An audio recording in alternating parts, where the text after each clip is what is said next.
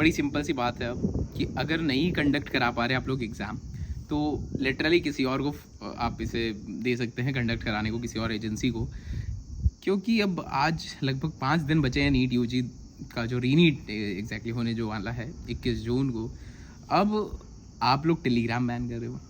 WhatsApp से भी तो लीक हो सकता है, इंस्टा से भी तो लीक हो सकता है, फेसबुक से भी तो लीक हो सकता है, कहीं से भी लीक हो सकता है एग्ज़ाम। तो कोई भी प्लेटफॉर्म यूज़ कर सकते हैं। लेकिन आप बस ये नहीं मान सकते कि हाँ भैया अंदर से पेपर लीक हुआ है। कोई भी बाहर का आदमी कैसे जानता है कि भैया एग्ज़ाम में क्या आने वाला है। एग्जैक्ट पेपर आपके बाहर सर्कुलेट हुए हैं नीट 2026 के, और आप टेलीग्राम बैन करके लोगों को आश्वासन दे रहे हैं कि हाँ इस बार पेपर लीक नहीं होगा, सेफ एग्ज़ाम कंडक्ट कराया जाएगा, 15 मिनट एक्स्ट्रा हम दे दे रहे हैं तो सेफ एग्ज़ाम है। व्हाट इज़ दिस यार। मतलब एक नेशनल लेवल का एग्ज़ाम एक मजाक बन गया है।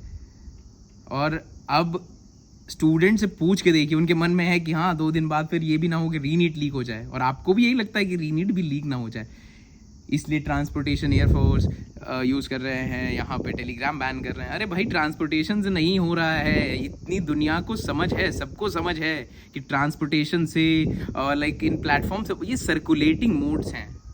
टेलीग्राम पे पेपर सर्कुलेट हो गया, व्हाट्सएप पे भी हो सकता है, इंस्टा पे भी हो सकता है, कहीं भी हो सकता है। गलती आपके अंदर है, कहीं ना कहीं आपका जो डिपार्टमेंट है उसके अंदर कहीं ना कहीं दिक्कत है। आप उस दिक्कत को ढूंढने की बजाय बाहर की चीज़ों को ब्लेम कर रहे हैं। This is just a blame game मेरे हिसाब से। क्योंकि लाइक और आप लोगों ने लिटरली भैया ये जो 22-23 लाख लोग पेपर के लिए बैठ रहे हैं, इनके फ्यूचर को तो मजाक ही समझ लिया है। अब ये रीनीट अगर लीक हो जाए तो फिर से एक बार एग्ज़ाम कंडक्ट करा दीजिएगा, इनका क्या। और 2-4 लोग सुसाइड अटेम्प्ट कर लेंगे, तब भी शायद आप लोग नहीं समझ पाएंगे। क्योंकि आप लोगों के लिए शायद बच्चों का जीवन मैटर ही नहीं करता है कि उनकी लाइफ है, वो पेरेंट्स का सपोर्ट है, कितने दिन से कौन तैयारी कर रहा है, आपको एक्चुअली मैटर ही नहीं करती ये चीज़ें। तो इस चीज़ के लिए मेरा रिक्वेस्ट है जस्ट कि भाई इन चीज़ों को भी समझो। एक बच्चा जो इस मेंटालिटी के साथ है, 1 साल से तैयारी कर रहा है कि हाँ 1 साल से हम तैयारी कर रहे हैं अब जाके एग्ज़ाम, वो 1 महीने के अंदर 40 दिन के अंदर कहाँ से वो मेंटालिटी बिल्डअप करेगा। पहले तो उसे सोचना पड़ेगा कि यार मैं तो 630 640 स्कोर कर रहा था, 700 स्कोर कर रहा था जो सिलेक्शन लेके बैठा हुआ था। तो अब पहले तो मेंटालिटी बिल्डअप करेगा ना कि भैया मैं 1 महीने में तैयार होके कैसे एग्ज़ाम दूंगा। आप ये सोच के देखिए वो कहाँ से दे देगा एग्ज़ाम। सबसे पहली बात तो ये नहीं दे पाया तो भैया उसका एक मेंटल प्रेशर है, कहाँ से वो इतना प्रेशर बियर करेगा। पूरे साल की तैयारी, हर चीज़ छोड़ना, दुनिया से अलग होना, ये आम बात नहीं होती है।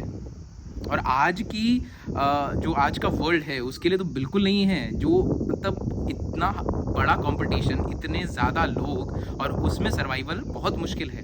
तो आप लोग इन चीज़ों को भी समझिए, मैं रिक्वेस्ट कर रहा हूँ प्लीज़ एग्ज़ाम को सेफ कंडक्ट कराइए।